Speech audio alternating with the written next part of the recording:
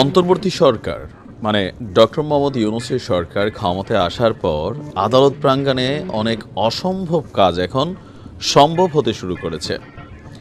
অনেক বড় বড় মামলা এগুলা খালাস হয়ে যাচ্ছে। যেমন ২১শে আগস্টের যে গ্রেনেড হামলা, সেটা খালাস হয়ে গেছে, মামলাটা বাতিল হয়ে গেছে।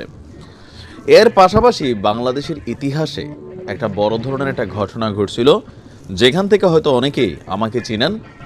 সেই ওসি প্রদীপ, খেয়াল আছে তো? আমাদের এসএসএফের একজন বীর সদস্য, যাকে হত্যা করেছিল একটা পরিকল্পিত ওয়েতে। আর সেই ঘটনায় দিন শেষে তার ফাঁসির রায় হয়েছিল। আর এই ঘটনার মধ্যে তার স্ত্রী চুমকি ভাবি, তিনিও কিন্তু কানেক্ট হয়ে গিয়েছিলেন। সবচেয়ে আশ্চর্যজনক বিষয় হচ্ছে, হঠাৎ করেই ওসি প্রদীপ আবারও আলোচনায় এবং তার স্ত্রীও আলোচনায়। দুদকের মামলায় টেকনাফ থানার বরখাস্তকৃত ওসি প্রদীপ কুমার দাসের সাজাপ্রাপ্ত স্ত্রী চুমকিকে আজকে জামিন দিয়েছে আমাদের আদালত। এখন চুমকির আর কারামুক্তিতে কোনো বাধা নেই। তার বিরুদ্ধে মামলাটা আপনাদেরকে আনছি ২০২২ সালের ২৭শে জুলাই। এই মামলায় আপনার মৃত্যুদণ্ডপ্রাপ্ত আসামি আপনার ওসি প্রদীপ দাসের ২০ বছর এবং তার স্ত্রী চুমকি কারণকে ২১ বছরের কারাদণ্ড দিয়েছিল চট্টগ্রাম বিভাগীয় বিশেষ জজ মুন্সি আব্দুল মজিদ। ২১ বছরের তার সাজা হয়েছিল, সেখানে মাত্র ২ বছরের মাথায় এখন চুমকি মোটামুটি মুক্ত হয়ে যাচ্ছে। আজকে আপনার বিচারপতি AK আসাদুজ্জামান এবং বিচারপতি সৈয়দ এনায়েত হোসেনের হাইকোর্ট বেঞ্চ এই আদেশ দিয়েছিল। আদালতে চুমকির পক্ষে ছিলেন ব্যারিস্টার আব্দুল্লাল মামুন এবং ব্যারিস্টার খাজা তানভীর আহমেদ। ব্যারিস্টার আব্দুল্লাল মামুন হচ্ছেন ওই আইনজীবী যিনি আমাদের প্রধান উপদেষ্টা ডক্টর মোহাম্মদ ইউনূসের আইনজীবী। মামলাটা কই পর্যন্ত গেছে দেখছেন? ডক্টর ইউনূসের আইনজীবী কিন্তু যে দুদকের মামলা যাই ছিল, ব্যারিস্টার আব্দুল্লাল মামুন আমাদের এলাকার।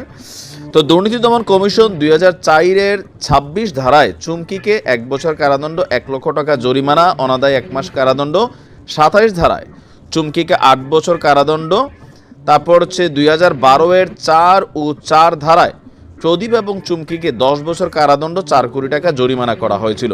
তো সব মিলিয়ে তার সাজার পরিমাণ ছিল ২১ বছর। আর আমরা যদি দেখি আপনার মামলার শুরু থেকে চুমকি পলাতক ছিল। তারপর গত ২৩শে মে রাষ্ট্রপক্ষের সাক্ষ্য গ্রহণের শেষ দিন তিনি আদালতে আত্মসমর্পণ করেছিলেন।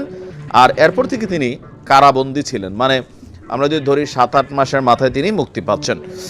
এখন আমাদের মেজর সিনহা হত্যার মূল আসামি এই ওসি প্রদীপের স্ত্রীর বিরুদ্ধে যে মামলাগুলো হয়েছিল, এর মূল একটা কারণ ছিল ওসি প্রদীপ তার যে শত শত কোটি টাকার সম্পদ গড়েছিলেন, সেগুলোর অধিকাংশই তার স্ত্রী, তার শ্বশুরবাড়ি সহ বিভিন্ন নামে তিনি এই সম্পদটা করেছিলেন। পাশাপাশি ভারতের নাগরিকত্ব, ভারতেও একটা বিশাল টাকা পয়সা পাচার করছেন তৎকালীন সময়। এগুলো কিন্তু খুবই আলোচনায় ছিল, যার রেজাল্ট হিসাবে চুমকিকে পুলিশ তৎকালীন সময় আপনার এর আগে তার দুদকের মামলাটা ছিল, কিন্তু ওসি প্রদীপের ঘটনাটা যখন সেটা বাংলাদেশকে আলোড়িত করলো, তখন চুমকি আপনার গ্রেপ্তার হইল।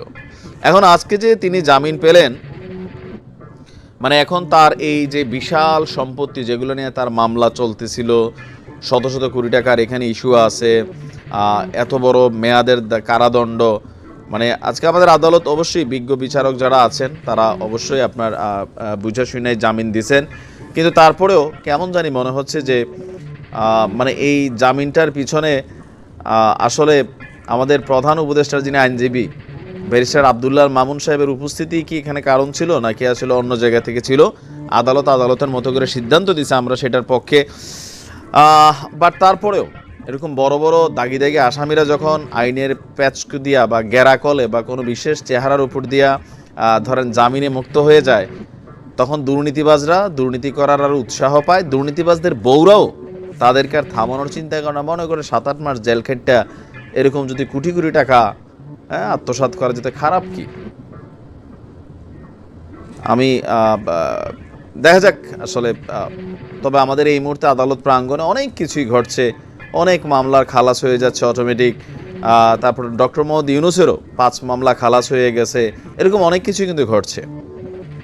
তবে এগুলা সরকারের দৃষ্টিভঙ্গিতে বা আদালতের দৃষ্টিভঙ্গিতে তারা মনে করছে অনেকগুলা মামলা এগুলা আওয়ামী লীগ সরকার প্রতিপক্ষকে ফাঁসাতে, তাদেরকে আইনি প্যাচে ফেলতে বা গেরা করে ফেলতেই এই মামলাগুলো উদ্দেশ্য প্রণোদিতভাবে করেছিল। কিন্তু চুমকির মামলাটা আসলে এখানে তো আমরা দেখছি যে দুদকের কথা ছিল 3,95,00,000 টাকার তার সম্পদ তিনি গোপন করছিলেন। 2021 সাল থেকেই এটা নিয়ে শুনানি হইলো, দিন শেষে অনেক কিছুই হইলো আর কি। তো যাই হোক, ভালো থাকুন, আসসালামু আলাইকুম।